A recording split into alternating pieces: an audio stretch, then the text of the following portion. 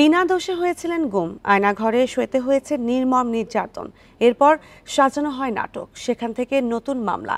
Jail খেটে জামিন মিললেও সেই মামলায় এখনো ভোগাচ্ছে আয়নাঘরের ভুক্তভোগীদের। সেসব নির্যাতনের বিচারের পাশাপাশি এখন সেসব মামলা থেকেও রেহাই চান আয়নাঘরের ভুক্তভোগীরা। 2015 সালের 6 মার্চ দুই কর্মীর সঙ্গে দেখা করতে ধানমন্ডি 27 নম্বরের এই জায়গাটিতেই অপেক্ষা করছিলেন ছাত্রদলের তৎকালীন সাংগঠনিক সম্পাদক আনিসুর রহমান খোকন। পরে তাকে সেখান থেকে তুলে নেয় সিভিল পোশাকে থাকা র্যাবের 2 সদস্য। আটক হন অপর 2 কর্মীও। এরপর র্যাবের গোপন আস্তানায় চলে অমানসিক নির্যাতন। ঘাড়ে একটা ইনজেকশন দিত আর মুখে একটা লিকুইড জাতীয় একটা মেডিসিন দিত। তখন আমি বুঝতে পারি নাই যে আমি কোথায় ছিলাম, কি খেয়েছি না খেয়েছি। আমার একবার চেঞ্জ আসার পরে মনে হলো যে আমি একটু পানি খাওয়া দরকার, আমি আর পারতেছি না। তখন আমি পানি যখন চাই, ওরা পানি না দেয়, আমি বলি আমি একটু বাথরুমে যাব। তখন ড্রামে দেখি কোনো রকম একটু পানি আছে। পরে ওটা অনেক কষ্টে এভাবে ঢেলে বাজে অবস্থায় ওই পানিটা খেয়ে মনে হলো যে আমার জীবনটা নতুন করে আবার আমি বাঁচার একটা স্বপ্ন দেখলাম।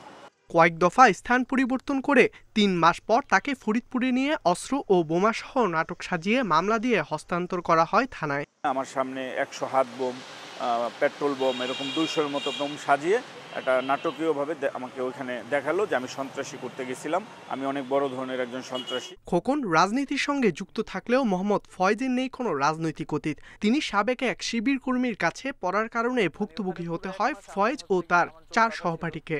2020 সালের 11 জানুয়ারি বিশ্ববিদ্যালয় জীবন শুরুর আগের দিন তাকে যাত্রাবাড়ি থেকে তুলে নেয় ডিজিএফআই। আরবি শেখার মধ্যে একটা নিরীহ ব্যাপার, এটাকে হচ্ছে গিয়ে কোনো না কোনোভাবে যাতে একটা জঙ্গি তকমা লাগিয়ে মানে এটাকে রিপ্রেজেন্ট করা যায়, এটা সর্বোচ্চ চেষ্টা করতো। আমি তো স্বাভাবিকভাবে বলতাম যে না, আমি কোনো সংগঠন করি না বা এসব কিছুই ছিল না, স্রেফ মানে কোরআন শেখার ক্লাস, আর কিছুই না। দেখা যেত একজন জিজ্ঞাসাবাদ করতো, এরকম 2-3 জন মিলে হচ্ছে মারতো। 72 দিন আয়নাঘরে নির্যাতন শেষে তাদের নিয়ে সাজানো হয় জঙ্গি নাটক। নতুন পাঞ্জাবি পরিয়ে কিছু বই দিয়ে মুখ বেঁধে অন্য গাড়িতে তুলে দিয়ে র্যাবের কাছে হস্তান্তর করা হয়। সেই মামলায় জেল খাটেন 2 বছর। এখনো আমরা এই মামলাগুলোতে হাজিরা দিতে হয়, এখনো হচ্ছে গিয়ে মানে একটা মানসিক একটা যন্ত্রণা সবসময় একটা কাজ করে। এরই মধ্যে অনেক আলামত নষ্ট হলেও এখনো এসব ঘটনা সুষ্ঠু তদন্ত সম্ভব বলছেন বিশ্লেষকরা।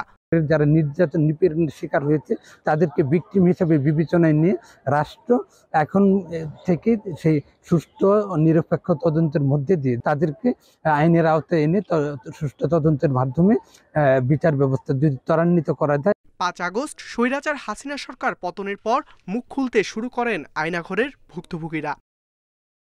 ইকরামুল কবির, ইন্ডিপেন্ডেন্ট নিউজ, ঢাকা।